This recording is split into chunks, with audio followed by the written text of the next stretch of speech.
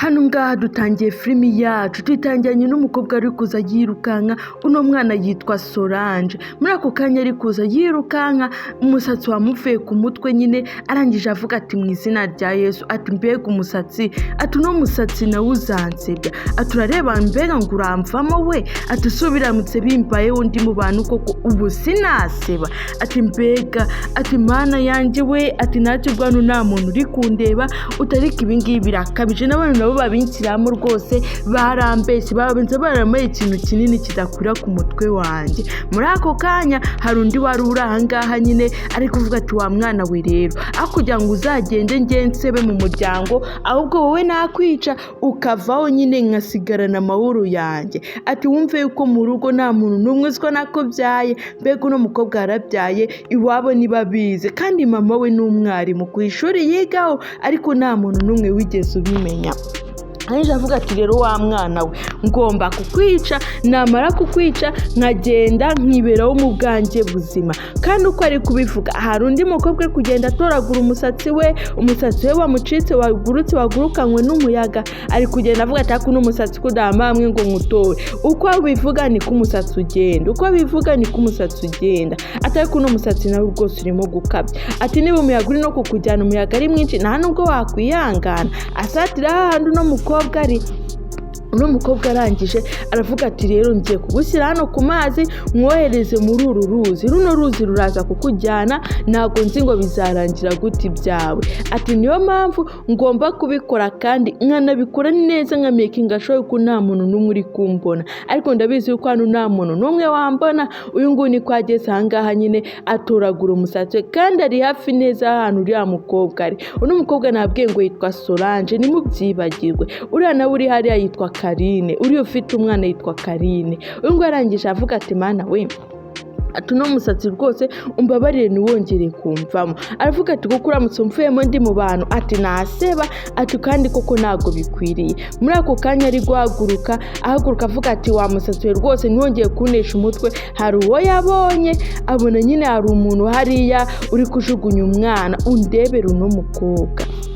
Amaze kubireba aravuga ati ye, ati bise byashoboka, ati burase Karine yari afite umwana no kuva kera kose ntitubimenye, yaratwise se ntitwamenye yuko atwite. Ati mbega umukobwa ko yaba ari umugome, ko yaba ari umunyabyaha, byaramushobeye nawe ntago azi ngo mbega ni iki kiri bukurikire. Aravuga ati ariko ngomba kubireba byose, ngomba kumenya neza ese kubera icyo ari gukora ibingibi. Yari yicaye kugira ngo atamubona.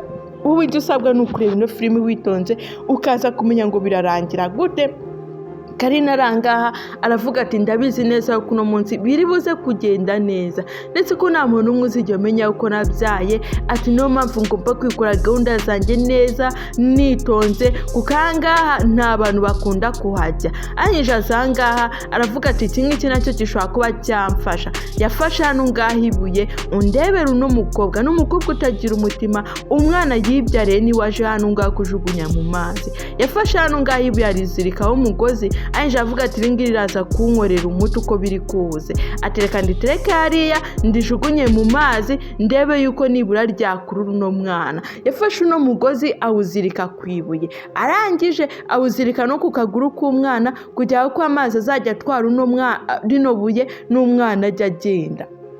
Undebera uno mukobwa, n'umukobwa utagira umutima habe na gatoya. Uyu nguyu ari kubyitegereza byose. Solange yasutamye ahangaha aravuga ati ngomba kureba ese ni iki kiri kujya imbere, ese kuwe cyaje kwica uriya mwana. Arangije avuga ati wa mwana we rero urugendo ruhire, sawa rero tuzahurira mu ijuru, genda nanjye mbona uko niberaho, nta muntu n'umwe uzi yuko ngiye nigeze mbyara, kandi nta nubwo ugomba kumbuza amahirwe. Wa mwana we ugomba gucaho njyewe nkigendera nkikomereza ubuzima, undebere. Uko ari kubikora hari uwari uri kumureba, ariko uyu nguyu ntabwo azi yuko hari umuntu wari umuri iruhande nyine ari kureba. Nuko nkuko yajugunye nyine ibuye mu mazi.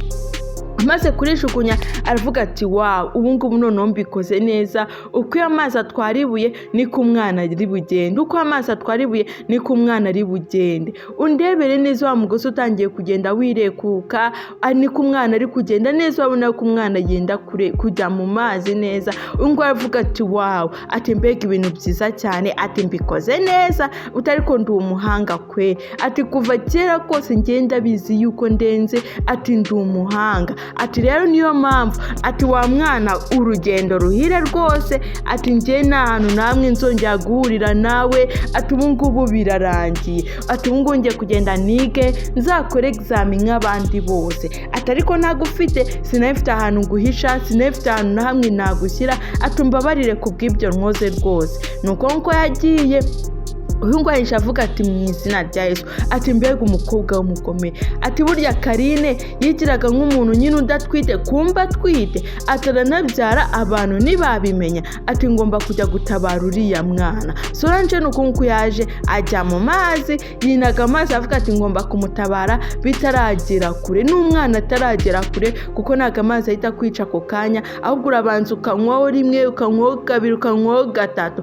Rero yavuze ati kangende mutabare. Uyu nguyu yaje ahangaha Karine aza ameze neza rwose, avuga ati ahwi, ati mbega munsi, ati ndabikoze, azacitse intege, avuga ati ndumva n'imbaraga zinshizemo, ati buriya umuntu nyine akibyara niko yabimeze, utabwo reka mfunge kino kipenzi bitaza no kuba byandaburiza n'abantu bakaba babona indange bakabikeka. Ariko ari kugenda rwose nta mbaraga nkeya, yumva yuko rwose nta mbaraga, nta kabaraga afite, ariko ari kugenda asunikiza avuga ati ntacyo, imbaraga ziraza kuza, ndagenda nk'igikoma rimwe kabiri, imbaraga ziraba zaje, icyo nkeneye nuko, icyo nari nkeneye nuko uriya mwana amvira mu buzima. Ati kandi ndabikoze, nta muntu n'umwe wambonye. Ageze ahangaha arabitekereza avuga ati ubu se nkomeze ku ishuri, ubu se ngende mu rugo, ati ubu se ndababwira ngo iki, ndavuga yuko mvuye he, ati ninjya ku ishuri ndavuga yuko mvuye he, ninjya mu rugo se bwo mama ndamubeshya ngo iki. Undebere uno mwana nuko nkuko yagiye hano ngaha, reka batwereka hano Solange yaraje ahangaha arokora uno mwana amukuye mu mazi. Muri uko kumukura mu mazi ari gutekereza avuga ati uno mwana mwiza gutya koko, iki bebe nk'iki ngiki bari kugihora iki, katari bamubwiye ngo agende nyine hariya abe yakora nyine amahano, ibintu bitemewe kugira ngo uno mwana abe yamusama. Uno mwana ko nta kintu yigeze amukora, ese katigeze anamugira inama yo kubikora, kuki atirengereye ingaruka. Uyu nguyu nibyo arimo gutekereza, aravuga ati ariko uno mwana ngomba kumujyana ku ishuri, ndetse nkanabivuga yuko ari we wamubyaye, nkanabivuga yuko byose ari we wabikoze. Ati rero bagomba kumumenya, ati uriya mukobwa no kuva kera akuraga ubugome, ariko abantu ntibabimenye, bakabinshyiraho bakumva yuko ari njye mubi. Uriya mwana yari amemukiye, nanjye nta mpamvu zo kumuhishira. Ati ikibebe cyiza nk'iki ngiki koko agifata gite mu mazi, umwana wa mwarimu noneho. Ati ibyo ngibyo ntabwo byari bikwiye, nta nubwo bishoboka. Mw'abantu mwe mureba zino filimi rwose, ntabwo zino filimi tuba twazibazaniye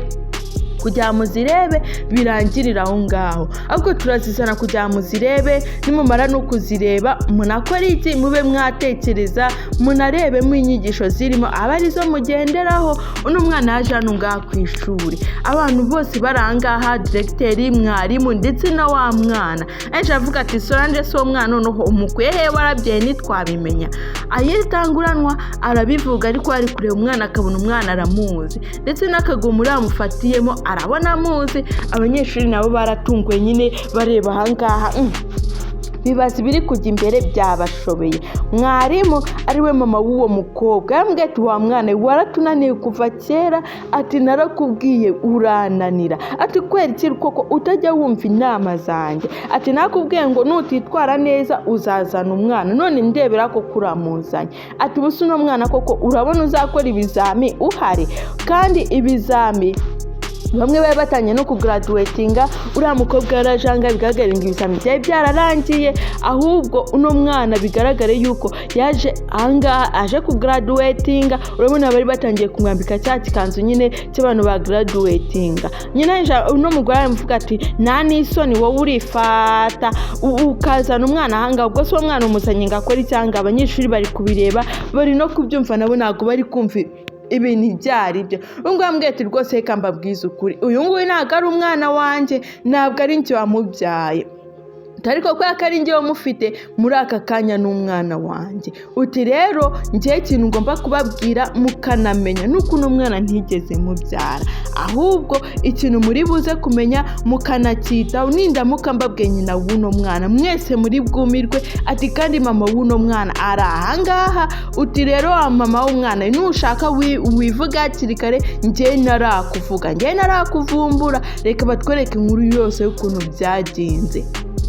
Aba banyeshuri bari ahangaha barimo bariganirira, undebere umwambwa ati shangiye rwose reka nkubwize ukuri, uriya mwarimu ndamwanga, nanga ukuntu rwose ati ubuse mwanga nk'uko mwanga. Barimo baraganira nyine nk'abanyeshuri, namwe murabizi inkuru z'abanyeshuri ni ukuganira ku barimu, abarimu badashobotse, abarimu bagira amahane, ibintu nk'ibyo ngibyo, mukaganira amasomo yabananiye. Ye rwose ririya somo ry'imibare ndaryanga, ririya somo rwose bayakuye mu masomo nakishima nakiga neza. Muri ako kanya urandebera ahangaha Karine yaje gahoro yomboka gahoro gahoro, nyine ubona agenda gahoro. Ese Karine aje gukora iki? Undebe ari kuza gahoro, kandi uyu nguyu ni umwana w'uriya mwarimu wari uri gutunganya Solange, amubwira ati uwo mwana se, ati narakubwiye ntiwanyumva. Yaraje ahangaha akura muri telefone y'umukobwa umwe, arangije ayikura muri baga. Undebere uno mukobwa, uno ni umwana wa mwarimu, ariko ari kuza ahangaha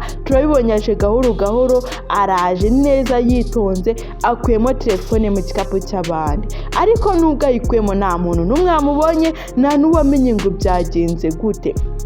Arangije hari icyobo nyine afite ubwe yicukuriye, arangije aba ari icyo ashyiramo ya telefone. Aravuga ati wa telefone we genda ahangaha, ati ubundi turaza kuba duhura nyuma hariya. Muri ako kanya wa mwana undebere ibintu yakoze, yari afite n'akandi kantu kameze nk'agaseke, aba ariko atereka hasi ya kiriya kintu nyine kimeze nk'akatube nyine, aba ari katerekamo telefone, bikagenda bikagwa mu giseke. Noneho bano ngabo baracyari kuganira bavuga ati noneho njye reka mbabwire, ati noneho urabizi, ati buriya, ati hari inkuru nshaka kuza kubabwira, kubatera nyine, bakomeza baganira baseka nyine nk'abantu bahuza urugwiro. Uyu nguyu ati sha mwese ngomba gutwara telefone zanyu. Undebere hano hari undi yaje akuraho telefone ye, aravuga ati no telefone ndayitwara, ati nta n'uyu muntu n'uyu n'umwe ndi busigire telefone yiwe. Ese uno mukobwa agamije iki? Kuko ari gukora ibi byose,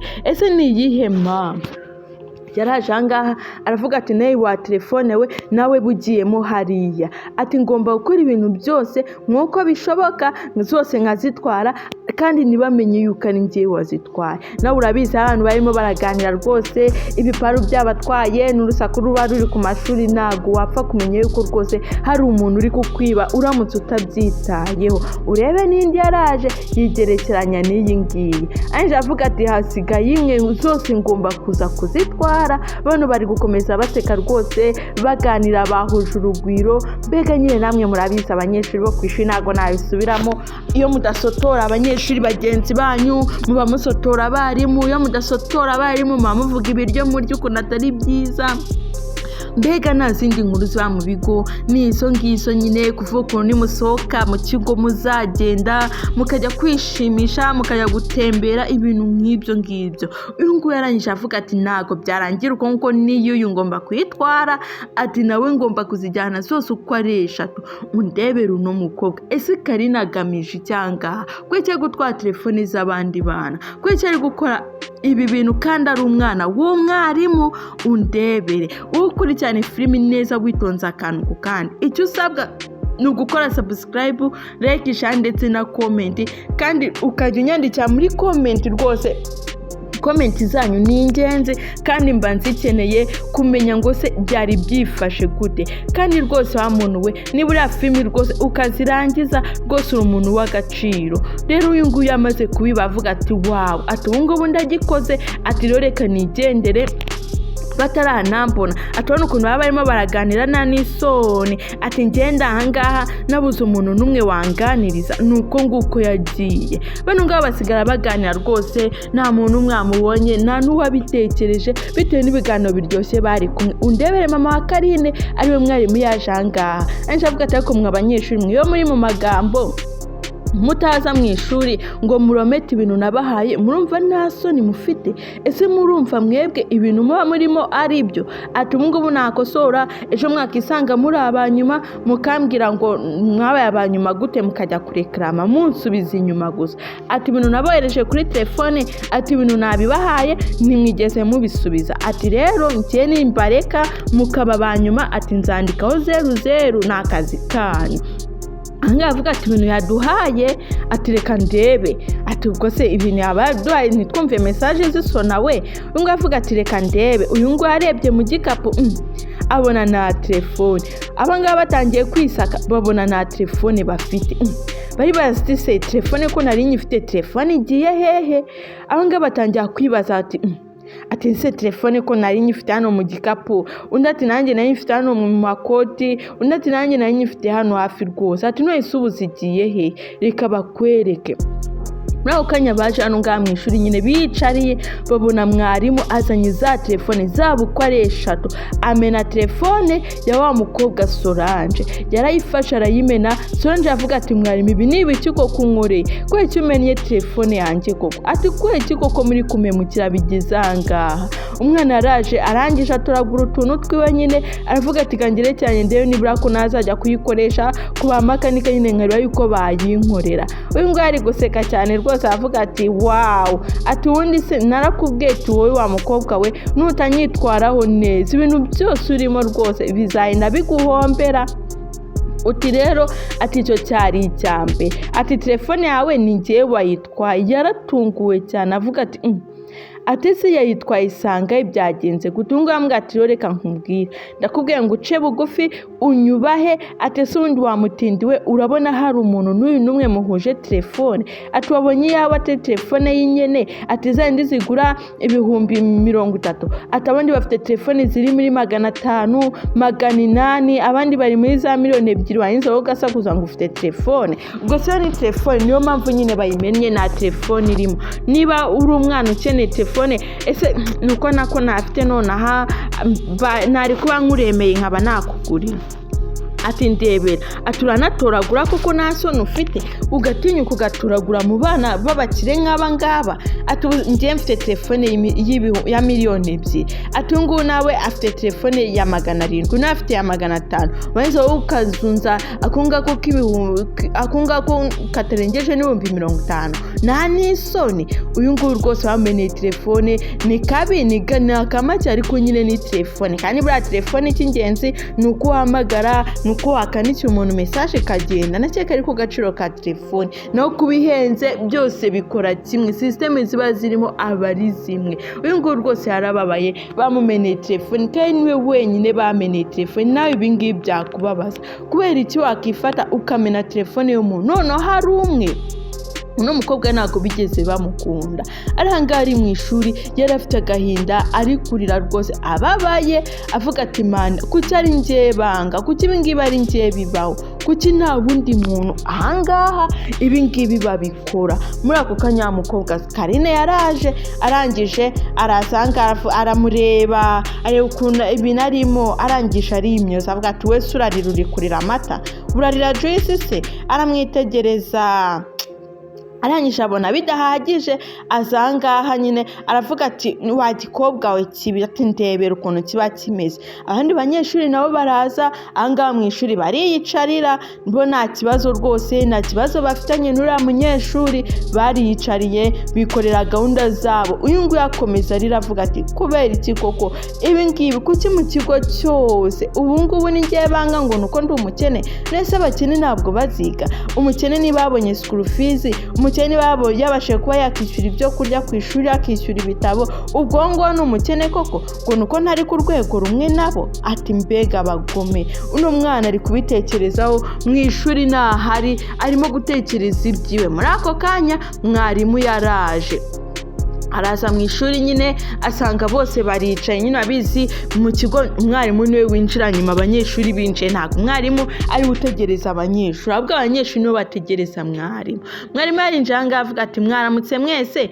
ati reka rero nizeye yuko mumeze neza ati reka noneho dutangire isomo ryacu ry'uyu munsi ati turitangire atako mbere yuko turitangira uti ndashaka ko tubanza kwiyibutsa isomo twari turi hejo abariho noneho tuba twakomereza kuba twakwiga undebere uyu nguyu nubwo ari kuvuga ibyo ntahari n'uyu nguyu ari mu ishuri nyine arakurikiye umwe yavuga ati cyagiye twatangiriye harya kuri esomo ati hari uwaba aryibuka se utako nta kibazo reka mbibutse uyu nguyu agiye kwandika ku kibaho nyine kugira bibutse isomo ejo barangirijeho babone nabo batangirira muri ako kanya directeur yaraje muri kuza hari uwo yiciye ijisho uno mu directeur se apanga iki n'uyu mwana kandi umwana twabonye ni umwana w'umwarimu mbega mbwete wowe duhurire hanze mu kanya gatoya uyu nguyu avuga ati ndaje rwose nanjye ni iminota mike cyane arangije avuga ati ngomba gukora iki ati ngomba gusaba uruhushya uko biri kose aravuga ati mwari excuse me kabisa utara akabazo naringize nyine ati waretse nkagenda hari hanze kuri toilette ko numva merewe nabi uti ubu ngubu nibwo numva rwose bimfashe ati mbabarira ngende ntago ndi butinde rwose ndahita ngaruka mwarimu rwose aramureba amuga ati hano ngaha rwose niba udashaka kwiga n'akazi kawe ati ubu ngubu ninjiye se wakoraga iki koko ati genda nibikureba nusanga isomo naritanze ndaba naritanze nyine njye ntabwo mpagarika amasomo yanjye arangije avuga ati nta kibazo rwose mwari ndahita mbanguka pe ntabwo ndi butinde ntabwo ndi bugutindire uti kandi rwose urabizi yuko nkunda kwiga nkunda n'isomo ryawe ntacyo ngiye bintwaye muri ako kanya uno mukobwa nuko nkuko yasohotse nyine aragenda mugenzi wari hano ngaha nubwo bari mu ishuri bamwe bari kwandika ariko we ntabwo ari kubitekerezaho nta nubwo yiteye ku kigo nta nubwo yiteye ku byo bari kwigisha ku isomo ahubwo ari kwita ku bintu ari gutekereza ku bintu ari kunyuramo muri kino kigo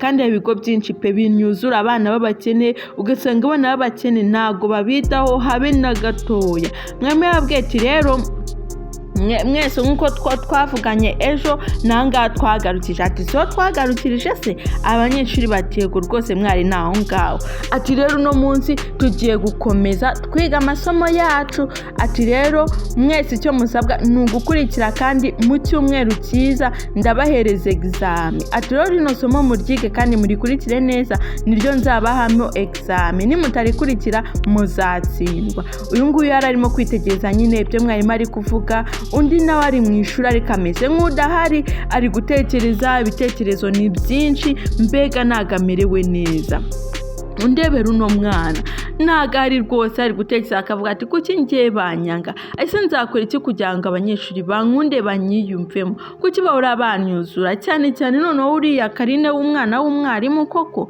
muri ako kanya uko atekereza ibintu byinshi yarakoroye arakurura aramukorwa arakurura nyine ahenje avuga ati excuse me muri ako kanya rero mama wa Karine yahise yinjira amaze kwinjira abona wa mukobwa ari gukorora nyine ameze nk'umuntu ugiye kuruka ariko yabuze ahantu abishyira aravuga ati ati we narakubwiye ko ntabwo ujya wumva wa mwana we ati we narakubwiye ati hama hamwe rero ubone ati rero ati ingaruka z'icyangeza zikugezeho uno mwana n'umwarimu ntamukunda habe na gatoya uno mwana yabonye bikomeye aravuga ati rero akujyanduke mu banyeshuri reka niruke umwana nuko asohotse asohoka yiruka nta n'uruhushya yatse ndebe abanyeshuri baziga ngaha babitekereza bavuga ati bise nibiki ati ubuso uno mwana kuko niki kimwirukanyije abana babitekerezaho barareba navuga ati uyu se yaba bayitira ati abarimu bagowe ubu nuri abajyaho koko bamuhane uyu ngavuga ati ndakwarimo akantu bose babitekerezaho umwarimu nawe abitekerezaho uko umwana yifata agasohoka mu ishuri akanasohoka noneho atanasabye uruhushya byose yabitekereje avuga ati ibyo ni akazi ke ati mwebwe abasigaye munkurikire twikomereza amasomo yacu kuko ibi ngibi ntabwo ushobora guhagarika isomo habe na gato ngenda komeza nakigisha umwana umwe nakigisha abana babiri ibyo ntabwo bindeba icy'ingenzi ni uko mfite timetable kandi amasaha yanjye akirimo. Uti mwebwe mukora ibyo mushaka rwose, nimwe muzabazwa, njye ntago nzabazwa. Ati cyanjye ni ugukosora. Muri ako kanya wa mwarimu mama Karina arimo kugenda, uyu nguyu yaraje amuca avuga ati sorry rwose, ati excuse meze nabi cyane, reka nirukanke.